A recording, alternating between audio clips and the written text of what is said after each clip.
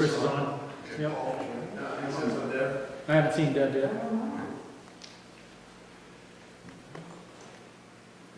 It's kind of like church, it's a later riding crowd. It's the front.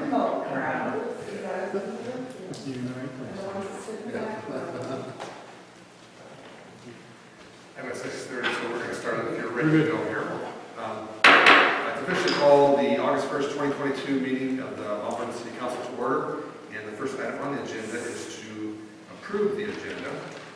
One item I'm going to interject on is moving J to, with regard to the setting of the date of our September 1st meeting in September, to right after the public comment section, if that is okay. And then I think everything else is in order. But are there any other changes to the agenda we need to address? Accept a motion to that effect. I would move approval of the agenda with the amendment. Thanks, Scott and staff. Ready to vote on that motion to approve the agenda with one adjustment. All in favor of that motion, please say aye.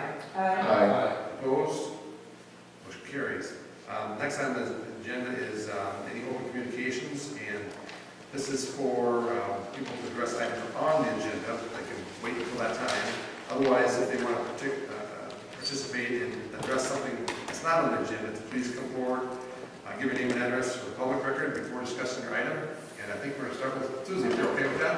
And we'll catch you guys next.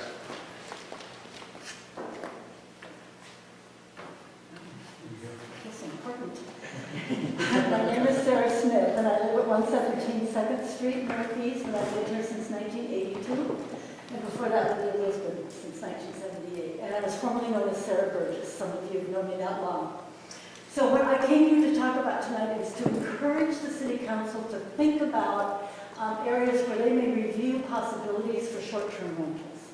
Now, I've read the state statute, and it does state very clearly that a city shall not require any licensing or permit fees for short-term rentals. So it's very straightforward. However, they do permit ordinances to be passed that can help a city have some regulations, some ordinance, some even maybe just a protocol in place for citizens or neighbors to follow. So what it states is that where there are possibilities for ordinances or regulations is under the protection of public health and safety regarding fire and building safety, sanitation, or traffic control, use and zoning purposes related to noise, property maintenance, or nuisance issues, limitations regarding, of course, illegal activities of all sorts, and then to provide the city with an emergency contact for short-term rental properties. And I think that last one I want to address first because since the opportunity to call a city official will be limited to 7:30 to 4:30 Monday through Friday, if there is a short-term rental issue, concern, or problem, or violation, whatever a person, a neighbor feels is going on, then would the city be able to know that the city police, whether that be Mount Vernon-Lisbon or the county police, do have emergency contacts for an owner, and that is assuming that they live within either Mount Vernon-Lisbon, Iowa City, within a close area to us. And then if there would just be a protocol that the city might consider as well, as if a neighbor wants to contact the city or contact the police, would they prefer that go through the city first if available, or should that just be directed straight to the Mount Vernon-Lisbon police or county police, depending on what day of the week it is? And the other thing that I thought about is, as a neighbor to a short-term rental, I wouldn't personally know who is there renting. And I know we have so little crime here that it kind of flies over our heads sometimes, but what if there were a person who watches short-term rentals and thinks, okay, so is there going to be somebody staying at this particular short-term rental? And by the way, I have no idea how many are in Mount Vernon or Lisbon at this time. What if there was somebody who was doing something nefarious that we assume is there legitimately, but isn't, because we have no way to know who's going to be renting, how many people will be there, how many vehicles might be there, and so on. So that was another area of certainly to the neighbors. And I think, I don't know this for sure, and I know that you can't answer questions, but since Airbnbs and hotels, motels pay a 15% excise tax, I believe, to the city on top of any normal fees that they would have, if the city doesn't have any permitting or licensing or even registration of short-term rentals, then how do they know if those taxes are being paid and how much is being paid? Let's see, I think that's all that I really had. I think, like I said, other violations that might be covered under city ordinances would certainly be like noise. And I don't even know what the ordinances are for noise between, I don't know, 11 and 7 is pretty typical. So it would already be covered by some city ordinances at any rate. So anyway, I would just encourage the city council to look at what the statute from the state does provide cities to review, to regulate, like I said, even perhaps to provide just a protocol for neighbors to follow if they have any concerns. Thank you very much. Thank you. Thanks, Ann. Yeah. Ms. Kelly? My name is Samantha Kelly, and I live at 1225 First Avenue, number 53, in Mount Vernon. I'm here to address the concerns of some of the residents of Colonial Estates Mobile Home Park here in Mount Vernon. As the city is aware, the owner, Birch Realty, decided not to continue curbside service. On July 1st, 2 dumpsters for waste and 1 for recyclable items arrived without previous notice. Failure to give 30-day notice of change in services is a violation of Iowa law governing mobile home parks. We had no prior notification. At that time, I addressed the following concerns with the city. Many are unable to lift the heavy dumpster lids in order to place the garbage bag into the dumpsters. The dumpsters, which are placed at either end of the park, makes it necessary for most of us to transport our garbage by car. Some no longer drive. As I said, I addressed these barriers with the city, but was told that City Ordinance 14603 only requires the removal of refuse from the mobile home park once a week, and containers must be covered. I was also told to take these issues up with the owner of Colonial Estates. Since the city has failed to persuade Birch Realty to provide curbside service, what makes it believe that residents will have better luck? Since July 1st, we have also faced dumpsters completely full, rendering it impossible to rid us of refuse accumulating in our homes. I now do a drive-by to check the dumpsters before transporting my unpleasant cargo. This situation is unacceptable. This change in services and its impact on the residents is a clear violation of fair housing laws, denying some residents equal opportunity to housing services. Further, being unable to remove refuse from our homes in a timely manner when dumpsters are full is clearly a health hazard, again, violating fair housing laws. As I mentioned, we also find the dumpsters full with their lids open, a violation of City 14603. The open lids also allow rainwater to fill the dumpsters, which then drains onto their surrounding ground, forcing us to step into the wastewater, bringing harmful bacteria into our cars and homes. Many mobile home parks have dumpsters. These were incorporated into the initial planning of the mobile home parks and are placed in convenient and safe locations. I feel pretty confident that providing dumpsters was not in the initial planning of Colonial Estates. Looking ahead, with the average snowfall of 29 inches in our part of Iowa, we anticipate another barrier this winter. When the Republic trucks back up to empty the dumpsters, snow will be packed down, leaving behind icy surfaces around the dumpsters, creating unsafe conditions and fall hazards. The location of the dumpsters is also where the path turns, leaving snow behind. If past history is any indicator, there is no reason to believe these areas will be maintained in a manner assuring free and safe access. These areas are now considered public areas, and Iowa law governing mobile home parks requires that public areas be kept clean and Iowa laws governing mobile home parks are weak, ranking Iowa number 32 in laws protecting residents from the business practices of out-of-state owners. These include reduction of services, lack of maintenance, and often violations of local and state ordinances without consequences. We are therefore asking the City of Mount Vernon to step up and to reestablish curbside service for the residents of Colonial Estates. If this is not done, we ask the city to establish clear guidelines and regulations pertaining to the dumpsters, surrounding area, and refuse removal, assuring us free and safe access. By speaking up, I face the possibility of retaliation by Birch Realty.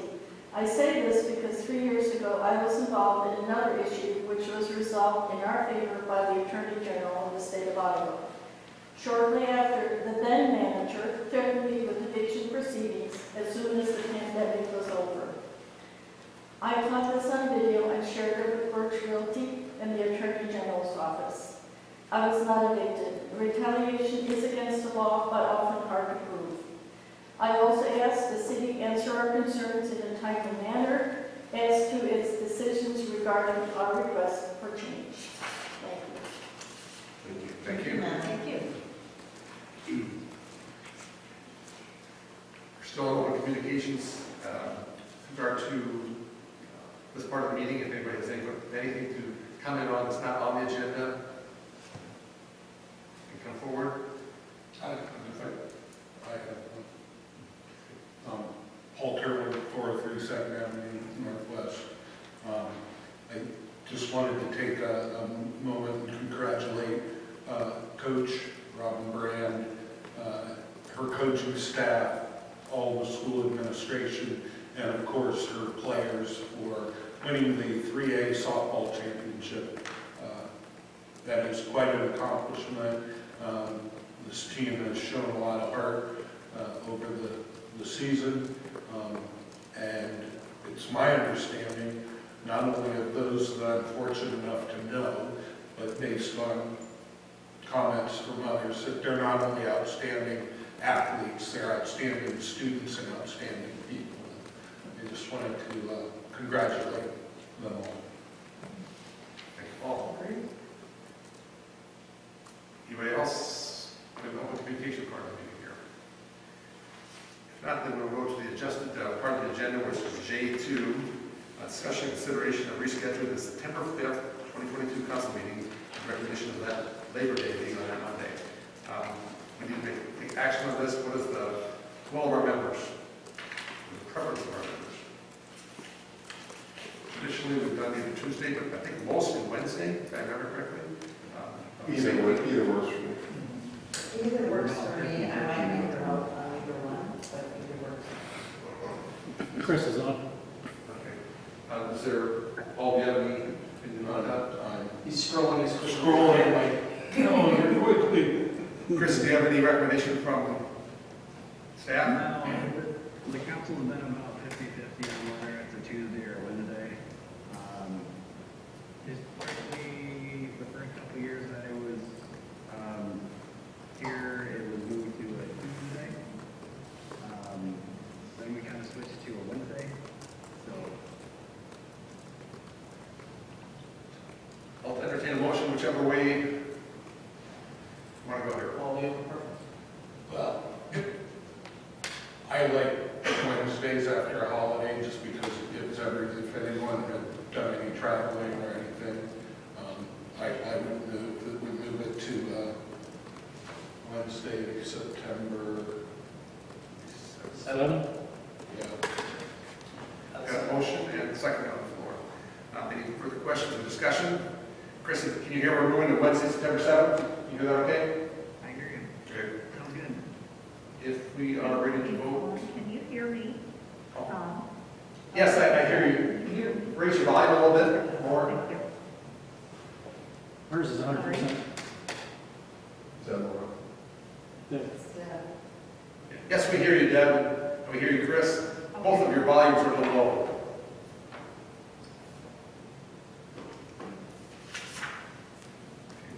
All right, how about that?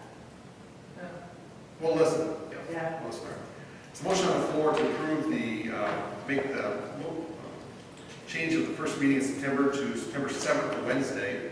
Ready to vote on that? All in favor of that motion, please say aye. Opposed? Aye. Thank you, Deb. Motion carries. Moving to the consent agenda part of our agenda tonight, approval of city council minutes, July 18th. I will move to approve the consent agenda. Thank you. Second that. Any further discussion? Other than ready to vote on the approval of city council minutes, all in favor of that motion, please say aye. Opposed? Aye. Motion- Thank you, Deb. Motion carries. No public hearings. We've got an ordinance, third reading, I believe, for rezoning. Chris, do you have any explanation to add to this? Nothing new, we haven't heard anything since the first and second reading. Okay. And I don't think there are any comments to City Hall about that either, so if we're ready for the third reading, is there a motion? Move approval on the third reading of ordinance 7-6-2022A, amending the comprehensive plan and official zoning map to rezone lot 1 of Armstrong Acre, part 2, from agriculture to SR's suburban residential. Second. Second by Steph. Any questions? Any items? Chris? This is a roll call vote if we're ready to call the roll. Sue? Turner. Yes. West. Yes. Engel. Yes. Herman. Yes. Rose. Yes. Thank you. Moving to resolutions for approval, we have two items here that needs a roll call vote. Excuse me. What is the group on the first one? This is bridge repairs for First Street West project over the railroad track. Sure. Chris, do you have any explanation of what is in here? I just wanted to let you know that both resolutions start both of these projects. It does not bind the city to moving forward. Obviously, we will start the bidding process, and if the bids come in where we would like them, then we will continue to move forward. If they do not, then we would restart the process. Okay. Questions of Chris? Otherwise, I'll entertain a motion. I move to begin the process for resolution number 8-1-2022B, setting the dates for improvements to the trade routes. Craig? B is the cold storage, I think. You mean We're on A? A. Oh, pardon me? Yep. But I'll second 2022A. With a friendly amendment. Yes. Thank you for the addition. Craig and Scott with the first resolution. Any other questions or comments about that? Should ask Doug if ready to handle traffic patterns changing. That's why I left the room. On the first resolution with the bridge construction, is city's police staff ready to handle the traffic differences? Yes. With that? We have motion to approve, motion and second approving the first resolution, and we have a roll call vote coming up here. If we're ready, Sue? Engel. Yes. Rose. Yes. Turler. Yes. West. Yes. Herman. Yes. Motion carries, resolution. First one, second one on taking dates for improvements known as Public Works Cold Storage Facilities Construction Project for Eldon. Any explanation you want to add, Eldon or Chris, about that? We saw the pictures. It's kind of on the east side of the Public Works spot on Bryant Road. How far from the property line would you say? Well, we have that retention area in the front, so From the east, from our nearest neighbor, I guess, residential neighbor. yeah, and that would be right. So they have a little plot there, and then we have some trees as a buffer, and then there's a retention area or waterway. So then there'd be kind of a lane that came in there off that east entrance that would go all the way around that. So there would be a building on the north side of that lane on the north end, and a building on the south Like uh, side. parallel to the tracks? Yes. Okay. And then there would be one sitting the opposite direction on Perpendicular. Yes, yep, they would be sitting, Okay, Yep. I think that's excellent. yep, yep. And this is undeveloped portion, this isn't like the concrete pad where the mulch and whatnot? No, the opposite end of that one. Okay, gotcha. And so, obviously, we've done site prep, 3 years ago, I think, 4 years ago now. So everything's kind of ready to go. Obviously, we got Chris and mulch out of the way. But it should be ready for contractors to move in and start doing their thing. And this is the first of a possible two out in that area. Yes, yep. And so this wouldn't be heated, that's why we're calling it cold storage, right? So the Right opposite- now, we would make provisions to have it heated Okay. eventually. Okay. So we've talked about utilities and what we need to do to not trip over our phone feet Right. later. So this is not step one, is that was acquiring the land, but this is the next step in what we've been working on in getting public works out of the undersized area over by the pool. Yes. Getting everything under cover, eventually heating it, moving all the offices, doing the whole deal. And every year we have such a problem, like at winter time anyway. We've upgraded some of our equipment and our trucks, and we can't house all of that in our current facility. But not only that, with maybe the proposal of, or the eventual not having storage at the old fire station, we try to find places to put things for everybody, not just public works, but, so that would house some things probably for parks and maybe even PD and, help us keep things under the roof. And So do we need to select a date for the hearing? What are you looking for on this, Chris? Fixing a date? Are you recommending a date?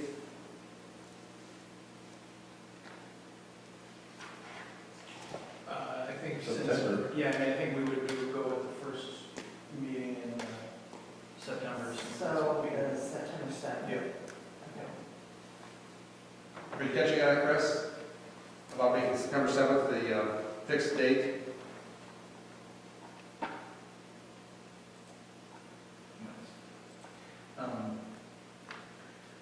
Yeah, I mean, unless there's further questions or concerns, I move approval of Resolution 8-1-2022B, setting the date for the proposed cold storage, our first meeting in September the 7th. And I can second. Thank you, Scott, staff. Any questions? Or we're ready to go to roll call vote? Sue? Rose. Yes. Engel.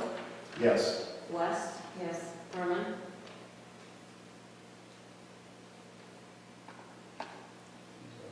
Deb, can you hear us?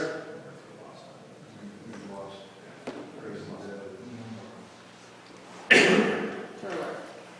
Yes. Motion passes, so the resolution passes. Moving on, and good luck on the next stages for both of these projects. No mayoral proclamations or old business. First item for motion for approval is the claims list, as resent out this afternoon by Sue. Any questions about that claims list? I move approval of the claims list as presented. I'll second that. Thank you, gentlemen. Hearing no further discussion, if we're ready to vote on the claims list, all in favor of that motion, please say aye. Aye. Opposed? Motion carries. We've already done J2, moving to J3. Chris, do you want to explain J3 at all? So J3, we have a proposed annexation request. The individual that is looking to do the annexation would like to actually use an attorney within Lynch Dallas. I don't have the agreement in front of me, but basically what I'm asking the council to do is to make a motion to let Lynch Dallas know that you're okay with them representing both sides in this application process. Because it's a 100% voluntary annexation, there will be, there shouldn't be any issue or conflict of interest throughout the process. It's just, it becomes a process of getting through the paperwork and getting through the state approvals. Chris, when we talk about voluntary annexation, that's in regards to the city, correct? It's us choosing to potentially annex this area, correct? Correct. So somebody has petitioned for the city to, what will happen is somebody is going to petition the city to consider them for annexation. And in this instance, voluntary annexation can be, has to be 80% of the acreage that is being volunteered. In this case, it's going to be 100%. So, Yeah, so I just want to make sure everyone's clear on this. Voluntary is the petitioner wants to bring their property into the city. Involuntary is when the city wants to add, and there's a clear difference. And in the annexation discussions that I've been through in the past, it is always a benefit when it's 100% and there's no disagreement among the parties. And with that, I would move approval that Lynch Dallas can represent both parties in this annexation process. Thank you, Paul. Is there a second? Second. Thank you, Stephanie. We all understand what the issue, the question is here. It gives us clear direction for our staff, but we do need council action on this. And if you're ready to vote on that, this is just a voice vote. All in favor of the motion, please say aye. Aye. Opposed? Motion carries. Our reports. I think we're to LNBAS. Jacob, So I don't have anything to add, just kind of came in case you guys had any questions, so. Like Jacob, thanks for this. So again, I'm still in my honeymoon here, a little bit new, but I see that for April, May, and June, plus 112 calls, plus 122 calls, plus 123 calls, which is plus 68%, plus 56%, plus 41%. These are non-incremental changes.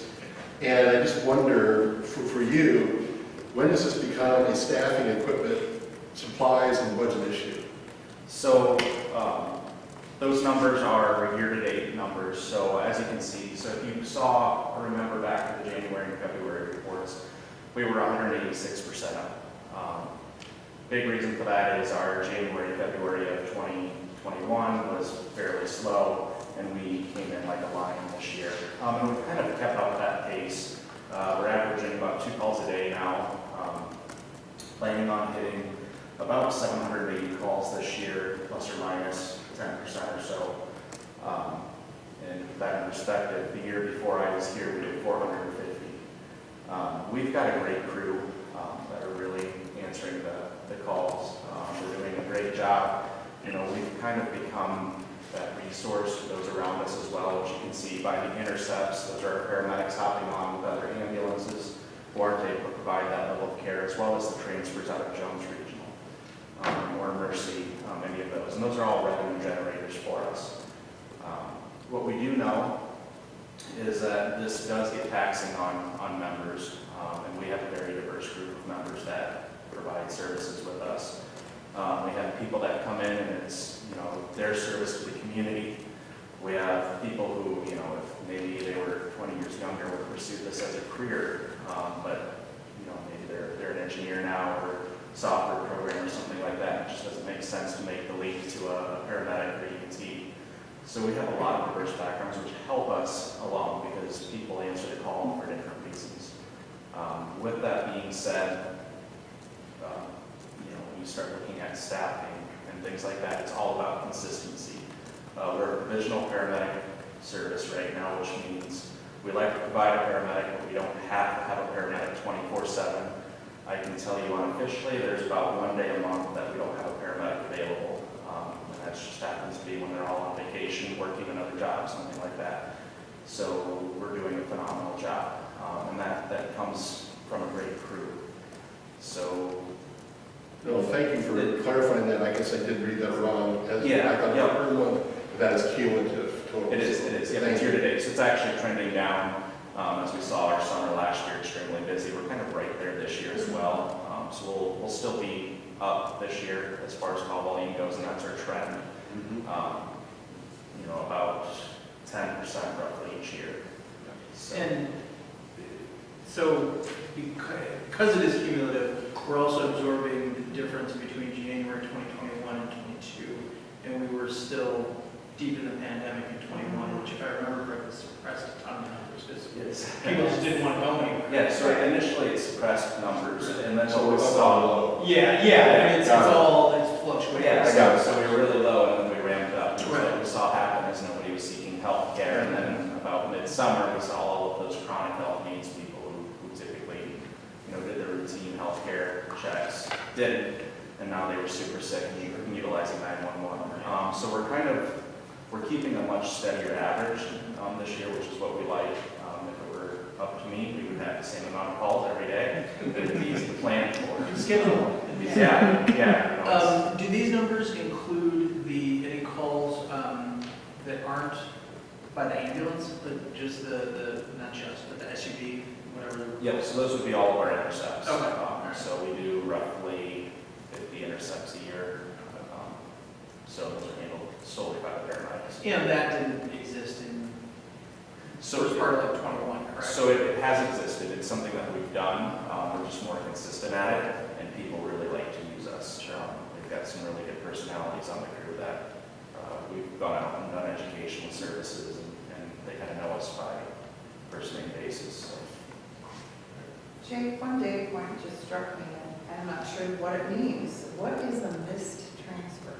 So because transfers are one hospital to another, we don't force our members to take them because we never want to drain our 911 truck from our locality to go take a transfer where they're already in hospital. So if we can't establish a backup crew or a transfer crew, we call back to Jones Regional and say, hey, we don't have people to do it today. We can't take it, call the next one. And they're usually pretty okay with that. Okay, So thank you. it's more of a metric for us to track. See how many we're turning down versus taking, because if we're turning down more than we're taking, does it really make sense for us to do, kind of thing. So. Thank you. Any other questions? Jake? Thank you. Thanks Very for good. Very much. Yeah. Thank you, Jake. No other discussion items, reports, mayor, council administrator. As far as the mayor's part is concerned, I would just echo what Paul said with regard to the softball team.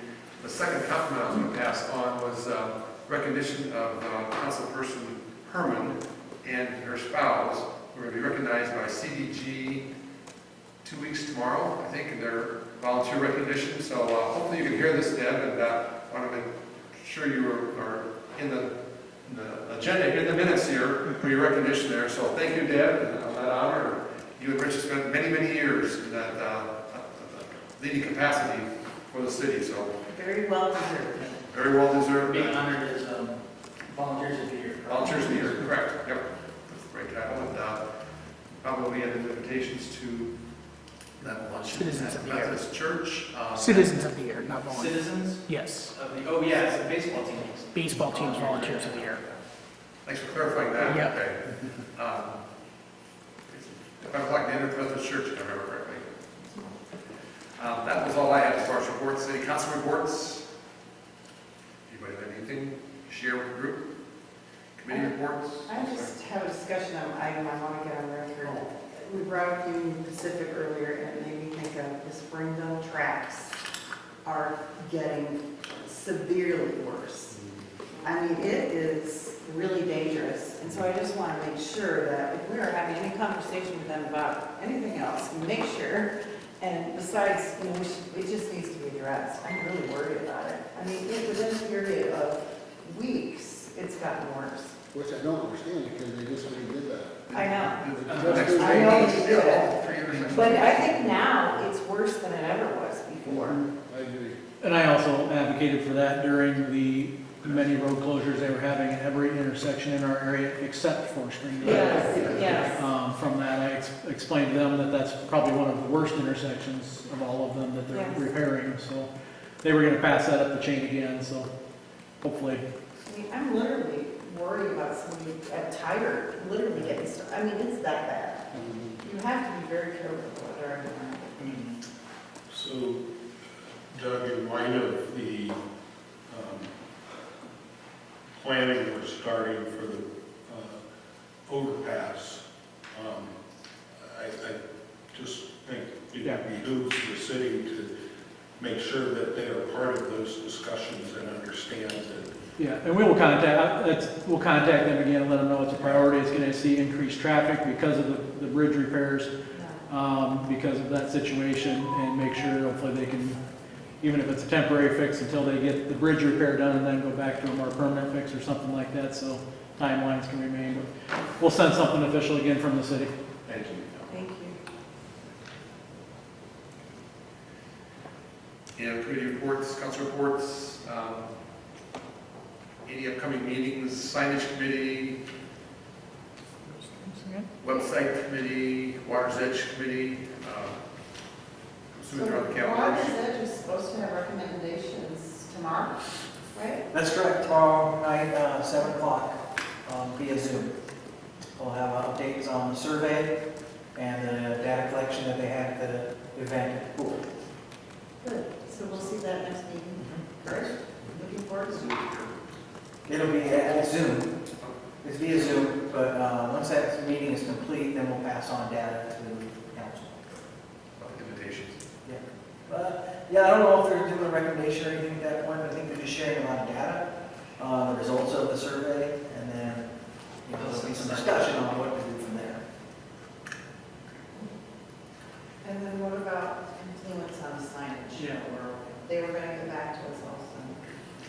I have no date on that. Chris, do you have a date on that? Laura just established a date, I want to say late last week. I don't have it obviously here in front of me, but there is a press release that was going to go out, I believe, this week. Yep, it's the 22nd at 6:30 at the police station, and it'll come out in the paper this Thursday. Thank you, Laura. Thank you. Any? Yeah, if I may, the Trails Committee is meeting on the 11th, August 11th, and we're hoping to have a representative from the Lynn County Trails Association there to discuss some progress possibly on the interurban trail from Cedar Rapids to Mount Vernon. So I can provide maybe an update in the future on that. Speaking of that, I shared the Zoom shot of where the trail was. After that, there was some discussion with Darren Gage and with Chris, and with Dennis, I can't pronounce his last name, who's the head of Lynn County Parks. And he said to get in touch with him in a couple months, but if we have something going on on August 11th, let's pursue that because that is a hot topic. Yeah. It's no longer a stretch goal there. It's on the list of active things to go after. Any other items to report on, or is there anything else that needs to come before this council at this time? Otherwise, then I will call us adjourned at 7:08. Thank you very much.